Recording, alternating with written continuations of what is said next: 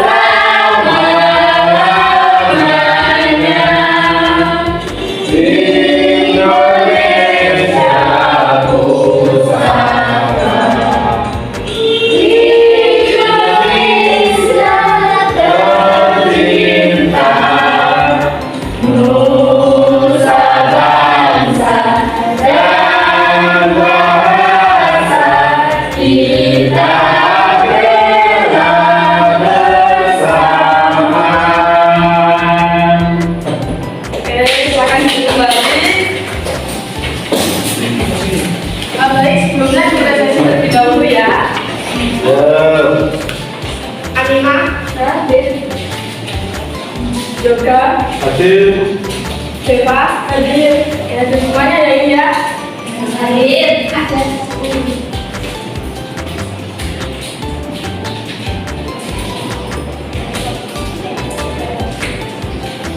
Oke, sebelum pembelajaran dimulai, Ibu akan menjelaskan tujuan pembelajaran yang akan dicapai pada pembelajaran pagi hari ini, yaitu menganalisis kasus atau masalah tentang permintaan dan penawaran dan kalian mampu menyajikan hasil diskusi dengan presentasi dan penanganan kritis.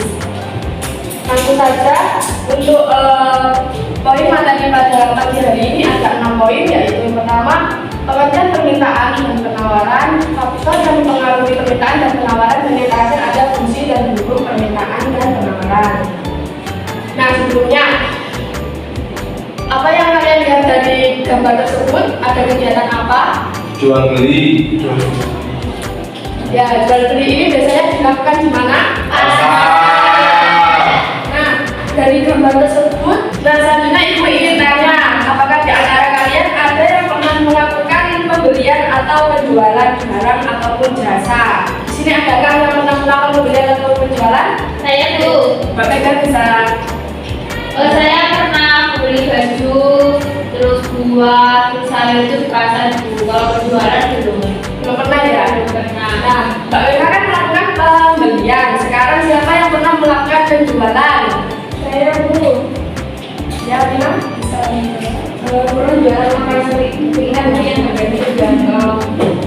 Kalau misal harganya itu naik, apa yang akan kalian lakukan? Apakah kalian akan menambah stok atau tidak?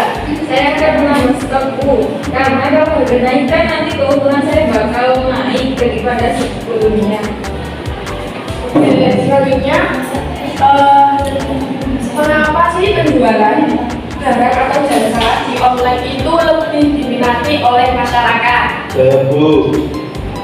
Ya, Menurut saya kalau penjualan online itu bisa mencakup target pasar yang lebih luas Bu. Nah, jadi itu kita tuh tidak perlu keluar rumah untuk membeli barang tersebut. Nah, jadi kayak efisiensi waktunya dan tenaga itu tidak dikeluarkan lagi. Seperti itu Bu. Oke, betul sekali. Beri oplos pada teman-teman yang sudah menjawab dan memberikan pengalaman pada topik hari ini. Nah, dari keempat pertanyaan tersebut sudah apa itu permintaan dan penawaran. Ketika permintaan berarti kita akan melakukan kegiatan Pembelian. Kalau penawaran maka kita akan melakukan kegiatan yang berkaitan dengan penjualan. Nah, bisa dipahami ya? Apa itu permintaan dan penawaran? Bisa. Selanjutnya Ibu akan menampilkan video permintaan dan penawaran. Terdekat rumahku kedai esku, wah ramai banget ya supermarket ini. Banyak pembeli membeli barang yang didapatkan oleh penjual.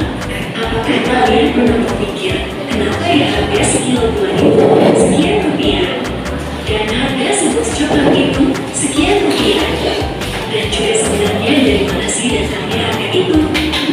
Dari sekian banyak faktor yang mempengaruhi harga. Kali ini kita akan membahas salah satunya, yaitu hukum permintaan dan penawaran. Sebelumnya, pernahkah kalian mengetahui apa sih permintaan dan penawaran itu? Secara umum, penawaran merupakan jual barang atau jasa yang tersedia di suatu pasar. Penawaran bisa timbul dikarenakan adanya suatu keinginan seseorang untuk melakukan sebuah produksi yang disertai kesediaan bahan baku dan juga kemampuan produsen untuk mengolah yang akhirnya akan menghasilkan sebuah penawaran. Sedangkan permintaan adalah jual barang atau jasa yang pada seperti ini, aku merupakan seorang penjual es pelangi kekinian dengan mempertimbangkan berbagai ongkos dan keuntungan yang akan aku peroleh. Aku menjualnya dengan harga 6.000 per jokasnya.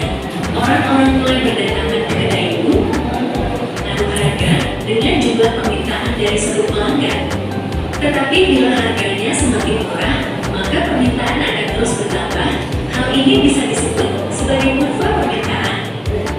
Nah, apabila kalian bandingkan kurva permintaan pelanggan dengan kurva penawaran pengusaha, bisa kamu lihat arah keduanya yang saling berlawanan.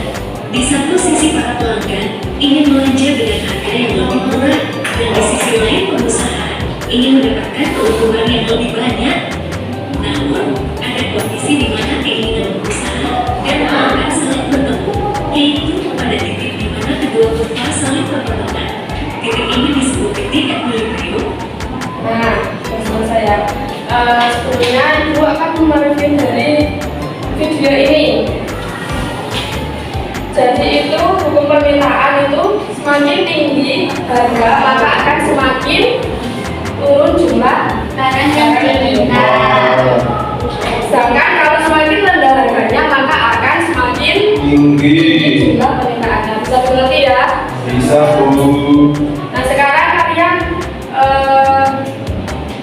berkelompok, satu kelompok berisi 4 orang. Di situ kalian akan Ibu kasih studi kasus tentang permintaan dan penawaran. Baik Bu. Acak sih. Acak. Oke Bu.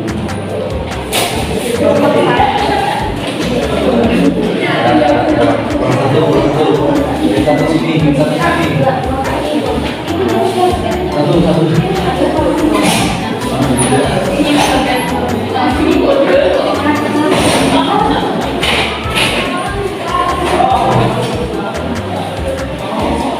Berkelompok ya. Nah, ini Ibu akan bagikan LKPD. Di LKPD ini kalian sudah ada penjelasan bagaimana cara mengerjakannya.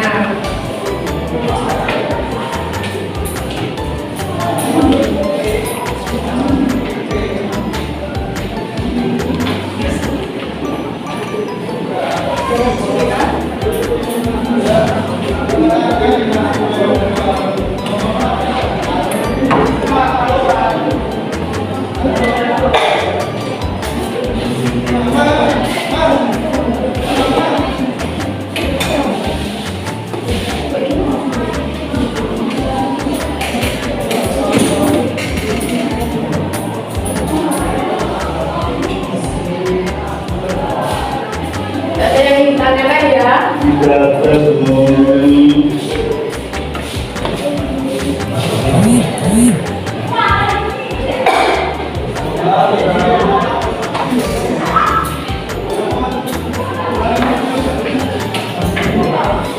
Sudah selesai semua? Bentar Bu, mau dikit lagi.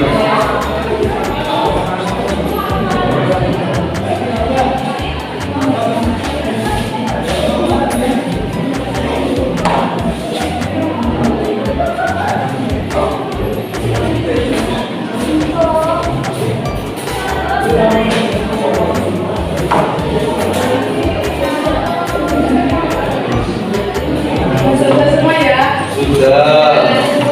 Selanjutnya kalian salah satu dari kelompok bisa mempresentasikan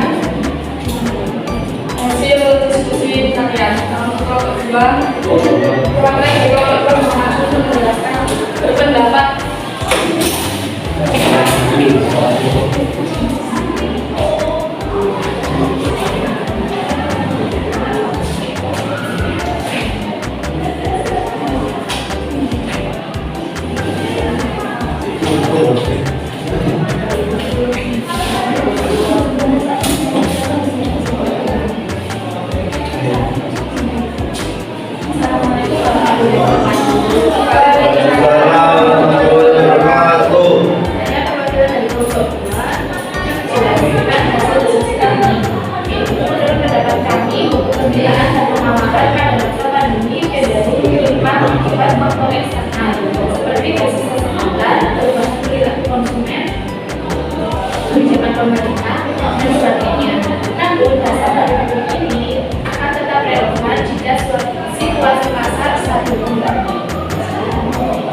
Baik, betul sekali untuk jawaban dari kelompok dua. Allah lebih dahulu.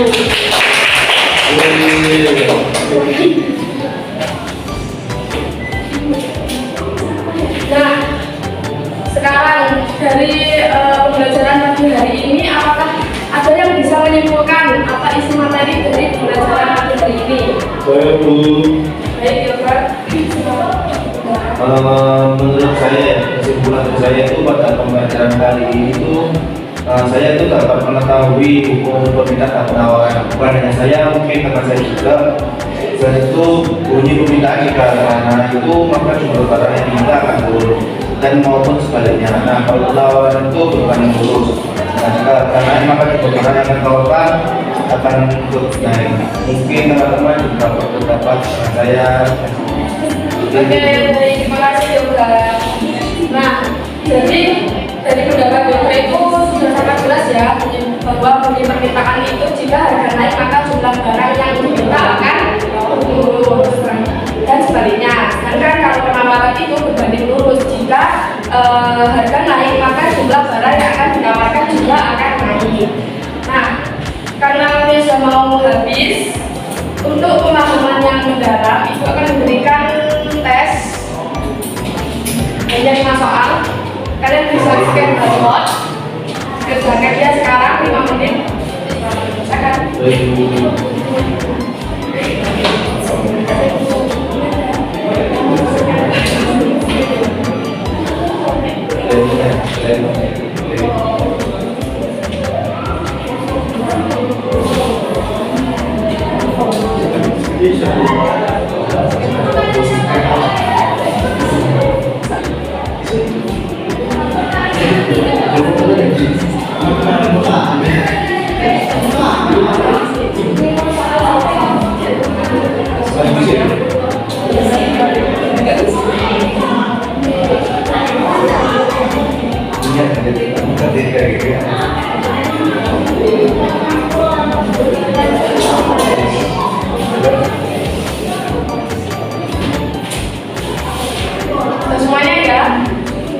Kita Bu.